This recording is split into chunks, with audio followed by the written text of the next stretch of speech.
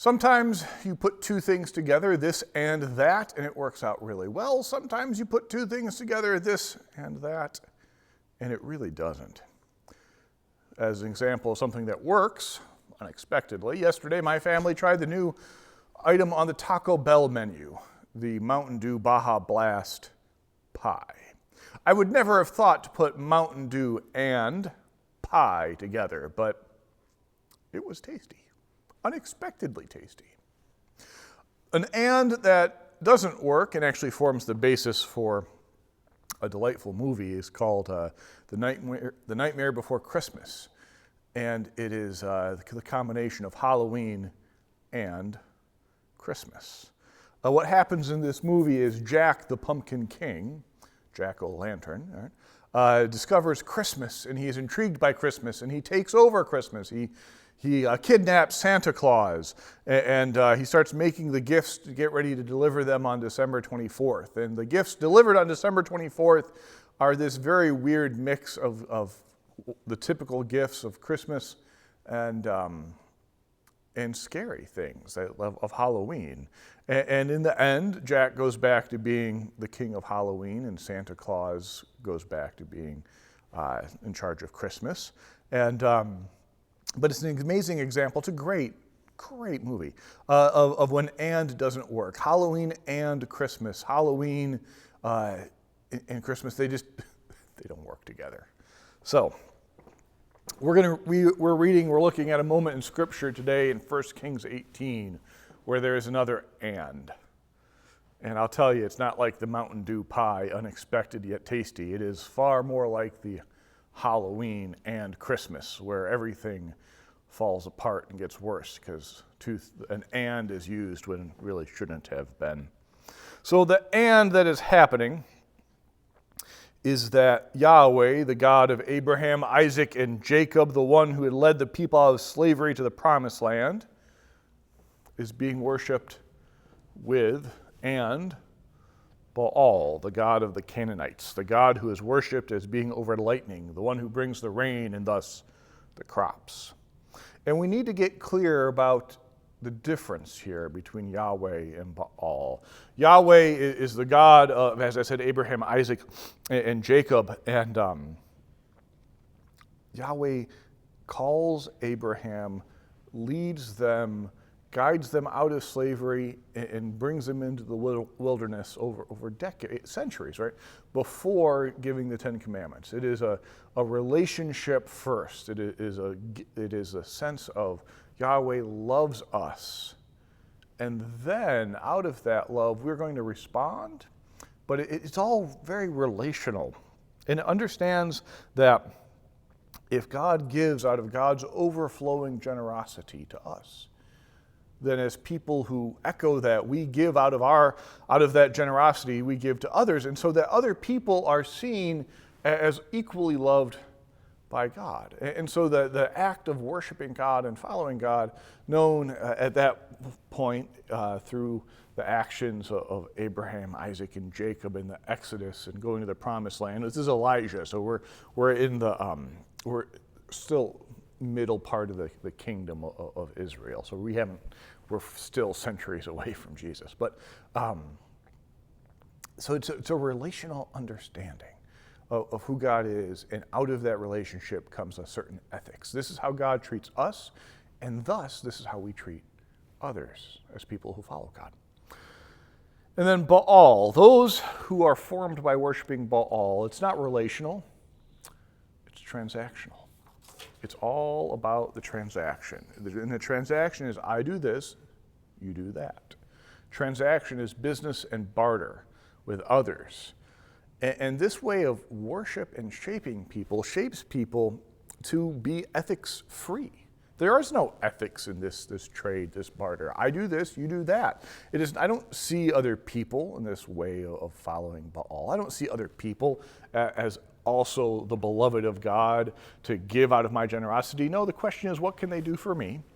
And if they can't do anything for me, there is no value there. And so because of Baal and the worship of Baal, things become possible that we would find abhorrent. Things like slavery. If you can't do anything, if you don't have anything, well, you can sell your body. as a transaction. Or child sacrifice, because if it's transactional, I do this, you do that.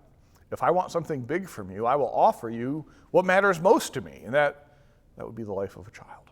And so the worship of Baal, a transactional, sort of becomes a cutthroat way of life and thinking and seeing the world. And so there's a very big difference between Yahweh and Baal. And the "and" that's happening is that in the kingdom of Israel, the king Ahab has put an "and" there. The "and" between Yahweh and Baal. The king of Israel will worship Yahweh and Baal. So let's figure out who Ahab is. Last week we looked at how the 12 tribes of Israel have split. They were first gathered under King Saul, then King David and King Solomon, and then Solomon's son Rehoboam was kind of an arrogant jerk and split the kingdom. And so the two southern tribes, the Judah and Benjamin, they form what's called Judah, and they have Jerusalem as the temple, or Jerusalem as the capital, and which is the temple, and the Davidic king, the line of Davidic kings. And then the 10 northern tribes are named Israel, and they have a new capital, Samaria, a new line of kings, 2 golden calves that they will worship as their gods. Ahab is a king in the north. He is about the 4th king in the north. There's multiple assassinations and coups that happen in rapid succession, so it gets a little bit dicey. But Ahab is this king of the north, and the north that no longer doesn't have the temple and doesn't worship at the temple, doesn't make sacrifices to Yahweh. And Ahab marries a woman named, Jezebel is how we pronounce it. What happens a lot, though, when Hebrew words are pronounced by people who speak English, what happens is translations get kind of wonky. And so, like in English, we say Adam, but in Hebrew, it's Adam. In English, we say Solomon. In Hebrew, it's Shlomo, which is quite a big change. In English, we say Jezebel. But in Hebrew, you see the last syllable matters. It's Jezebel, right? In her name is Baal, right? So Jezebel, King Ahab marries a princess from another kingdom who worships Baal to the point where Baal is in her name.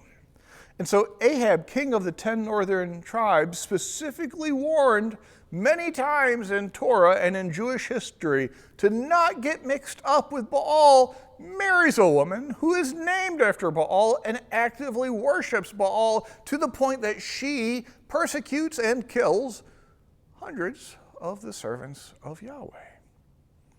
And so they have 2 children. The next 2 kings of Israel after Ahab are named Ahaziah, which the ayah at the end is from Yahweh, right? So Ahaziah means God has grasped or God has held. Like think of the State Farms commercial, like a good friend in the hand, right? Like this is Ahaziah. And then Jehoram, which means Yahweh is exalted. So somehow Ahab has got to a place where he has figured out that this is going to work. Like Yahweh and Baal. I can be married to a woman named after Baal, who is formed, whose worship forms people to be transactional and destructive. And I can name my kids, God has grasped and Yahweh is exalted, and this is just fine. This "and" is going to work. This is the course that the northern kingdom will stay on, to its detriment. It keeps on mixing up Yahweh with Baal, and they consequently fall apart in 721 BC. 721 BC, they are invaded by Assyria, and those 10 tribes, the northern 10 tribes of Israel, are lost, gone to history. Right? The invading Assyrians, they settle in that land, and they have children with Jewish wives, and the descendants of Assyrian, the empire of Assyria, the descendants of Assyrian invaders and Jewish women are called Samaritans. Yeah, it is it is those Samaritans who will show up to ask to help rebuild the temple in the days of Ezra in 536 BC and be sent away. Yeah. So in contrast, the southern kingdom of Judah has its struggles, but it never loses its sense of being under Torah, of being led by David's heirs and following the God of Abraham, Isaac, and Jacob. And so they last actually quite a bit longer. They last until 586 BC, which is another 135 years after the northern kingdom falls, the kingdom of Israel, the kingdom that we're looking at, the kingdom that Ahab is leading. And so Elijah is a prophet called in this day, a prophet to proclaim God's will towards a people. Elijah calls out to the king, to Ahab, and he says to Ahab, you send out your priest of Baal, and let's get this sorted. The people need to choose. No more and. Yahweh or Baal. No more and. And so the confrontation unfolds. A confrontation, it's a story that's just classic, right? The 400-odd prophets of Baal gather around a bull, and Elijah stands in front of a bull. And the prophets of Baal go first, and they slaughter it, and they build an altar, and they put the altar on it, and they each pray. And whoever, the priests of Baal will attempt to have God, their God, Baal, call down lightning. And then Elijah will do the same. The priests of Baal go first, and it does not go well for them. It just doesn't work. And when Elijah goes, he has the bull doused with water. They are in the middle of a drought, which is something that Baal should have been able to take care of. Remember, Baal is the god of lightning and thunder and rain and crops.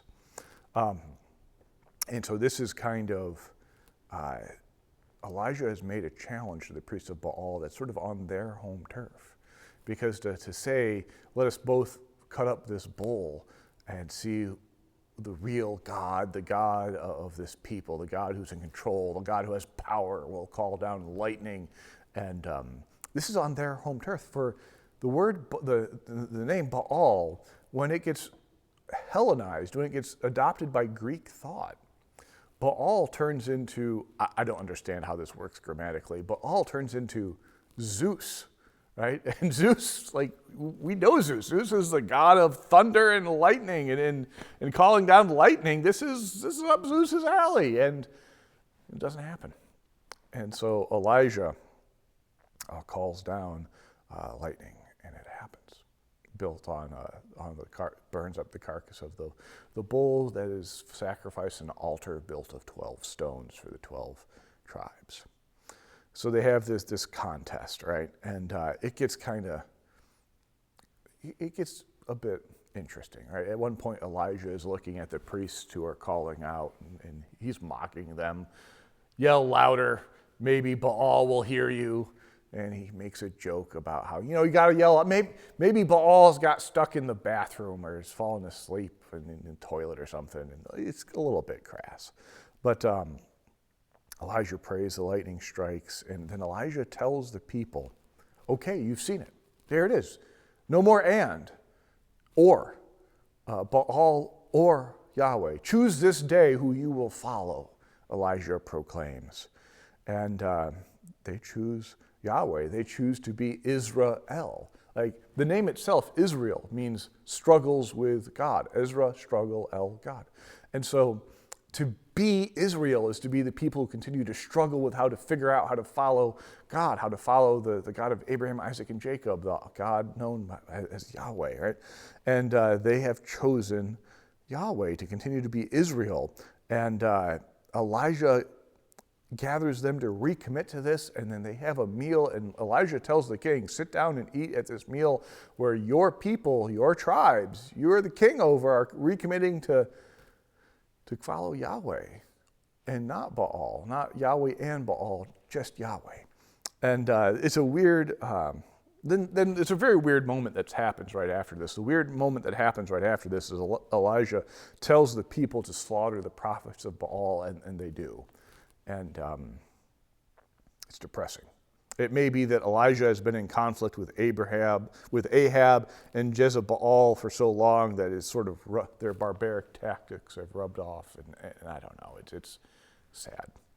But so Elijah in his time calls the kingdom together to recommit to following Yahweh. Not Yahweh and Baal, but Yahweh. And in doing so, it's important to understand just the fundamental nature of what Elijah has done. Because he has said to them, you can't do both. Right? You got to acknowledge the way that following one or following the other is going to shape you.